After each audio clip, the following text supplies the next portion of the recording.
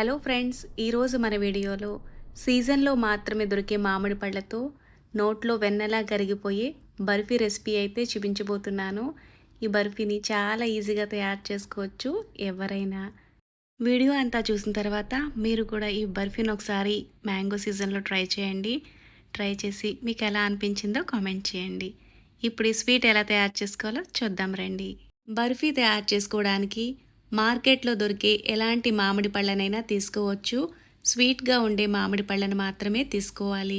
బర్ఫీ తయారు చేసుకోవడానికి రసాలు లాంటి మామిడి పళ్ళను తీసుకుంటే కనుక మిక్సీ పట్టుకున్న తర్వాత మామిడి గుజ్జును స్టైనర్లోకి వేసుకుని వడపోసుకొని తీసుకుంటే పీచు లాంటిది ఏదైనా ఉన్నా సెపరేట్ అయిపోతుంది.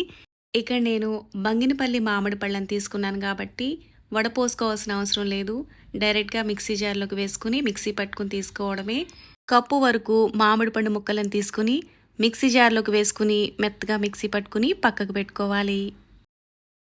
కడాయిలో 1 నుంచి 2 టేబుల్ స్పూన్ల వరకు నెయ్యి వేసుకుని 3/4 కప్పు కొబ్బరి వేసుకుని వేయించుకోవాలి. ఇక్కడ నేను ఎండు కొబ్బరిని తీసుకుంటున్నాను. మీరు కావాలనుకుంటే ఫ్రెష్గా ఉండే పచ్చి కొబ్బరిని కూడా తీసుకోవచ్చు. ఇలా తీసుకునే కొబ్బరిని 2 నుంచి 3 నిమిషాల పాటు ఈ నేతిలో సన్నటి సెగ మీద మాడకుండా దోరగా వేయించుకోవాలి. ఇలా వేయించుకుంటే సరిపోతుంది. మరి రంగు మారేటట్టు కూడా వేయించుకోక్కర్లేదు. ఇందులోకి ముందుగా రెడీ చేసి పెట్టుకున్న మ్యాంగో పల్ప్ని కప్పు నిండుగా వేసుకోవాలి. ఇందులోకి మీరు కావాలనుకుంటే ఎక్స్ట్రా ఇంకో 1/4 కప్పు వరకు మ్యాంగో పల్ప్ని వేసుకోవచ్చు. అరకప్పు మిల్క్ పౌడర్ని వేసుకోవాలి. ఇక్కడ మిల్క్ పౌడర్ ప్లేస్లో మీరు పాలను కూడా వేసుకోవచ్చు. పాలు వేసుకుంటే కనుక కొబ్బరి వేయించుకున్న తర్వాత 1/2 లీటర్ పాలు వేసుకుని దగ్గరగా అయ్యే వరకు ఉడికించుకోవాలి. దగ్గరగా అయిన తర్వాత మ్యాంగో పల్ప్ని వేసుకుని మరి కాసేపు ఉడికించుకోవాలి.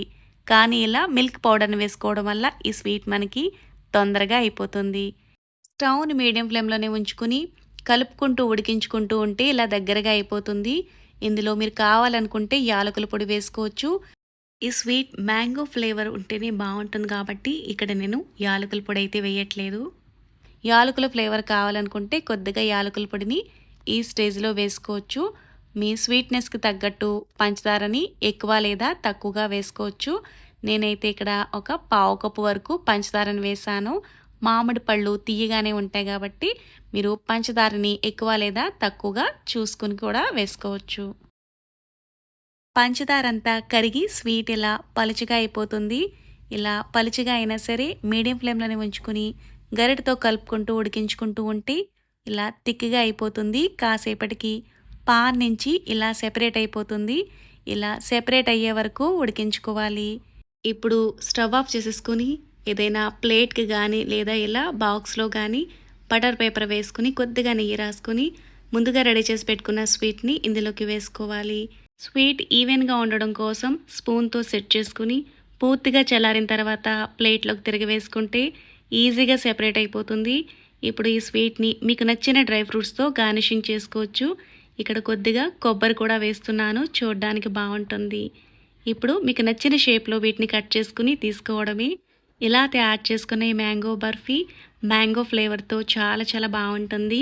ఈ సీజన్లో కనీసం ఒక్కసారైనా ఈ స్వీట్ని ట్రై చేయాల్సింది. మీరు కూడా ఒకసారి ట్రై చేసి మీకు ఎలా అనిపించిందో నాకు కామెంట్ చేయండి.